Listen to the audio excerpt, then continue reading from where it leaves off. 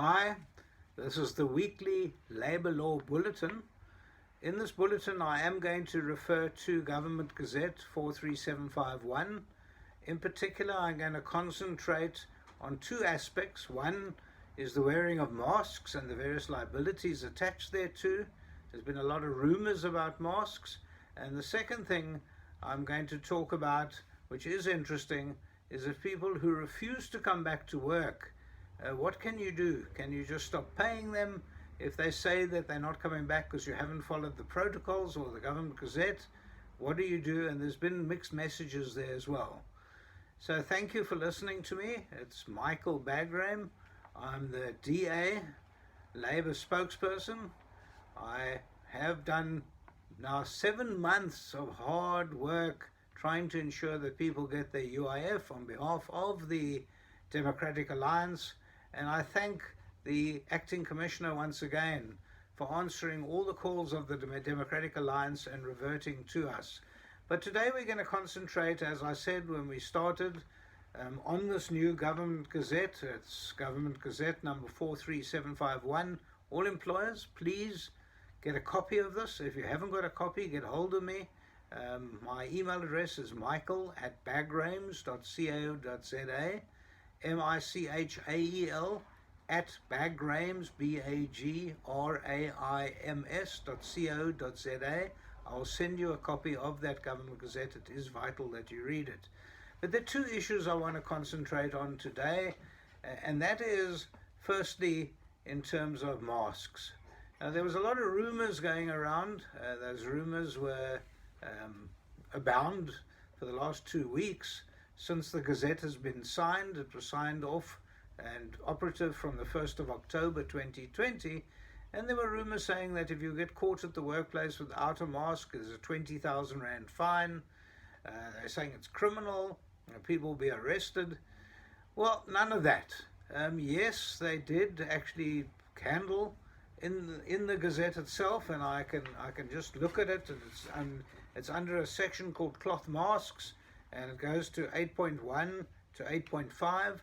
It makes for interesting reading, but there's no actual fines in there. It's just outlining what you have to do. Now, yes, don't get me wrong.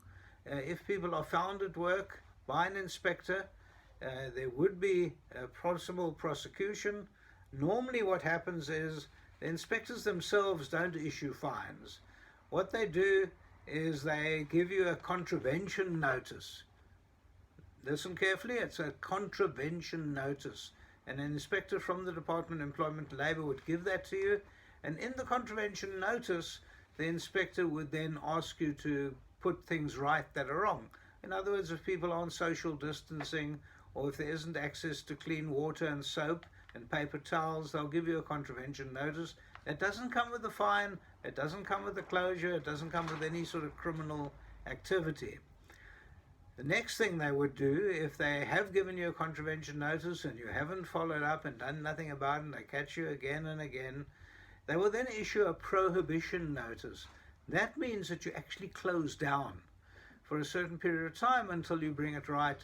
Now, that's a worry. That's a real worry, and I've had people contacting me, employers, saying they've got a prohibition notice from an inspector, and that's terrible, and they have to then quickly try and comply. And to a large degree, it's a disruption of the business, it kills productivity, it's all the things we don't need when we've had lockdowns for so long. So please have a look at that carefully, have a look at the understanding of contravention notice and a prohibition notice. They are sending more inspectors out there into the workforce. There are 500 new inspectors that are applying their trade out there. We don't want anyone to fall foul of the inspectors so that you get one of these notices. Remember that employers have a vicarious liability. If one of their staff members are not complying, it's the employer that the contravention notice would be given and the prohibition notice. In fact, your employees can even close down your factory or your shop or whatever you're working in. So it's important for the employer to not only understand, but also to explain to the workforce why it's so important to follow all the directions contained in Government Gazette 43751. 43751. Please read it, understand it. Make sure that once you've got this document, that not only do you read through it, but make sure that it's available for any staff member that wants to see it. If you're unionized, I think it's very important, vital in fact, for the shop stewards to understand this, for the shop stewards to have a little bit of training in it. They become your partners, the shop stewards or the union officials, and that's important. And I recommend very highly that most employers do a little bit of training in this particular area. So it's important, and we don't want people to fall foul of the Government Gazette with regard to the masks. I wanted to touch on another small area, and it's going to create havoc. And I'll tell you what this is. The minister has said in that Government Gazette that if you're sick or you get diagnosed with COVID, that's one thing, and you can take off and you need to go into quarantine, etc. And there are ways and means of claiming for that payment through the compensation fund or through the UIF. The other one is a little bit more complicated, and that is if an employee decides off his or her own bat that they don't like the way this business is being run, and they think that people aren't social distancing, they're not wearing masks, and there are problems, that then is up to the employee to make a decision whether they want to come to work or not. Now, obviously, if they feel they're not coming to work because of that, they want to get paid. And this could create a dispute. Now, what the employee can do is they can raise an issue through a grievance or through the committee or health committee or through you as the employer and say that I'm not coming because everyone at the workplace walks around without a mask. You'd have to check that. If they're correct, you'd have to correct that to ensure that they can't stay away and claim salary while they're away because of your fault, the fault of your employees. If there is any truth to what the employee is saying, you could have a problem.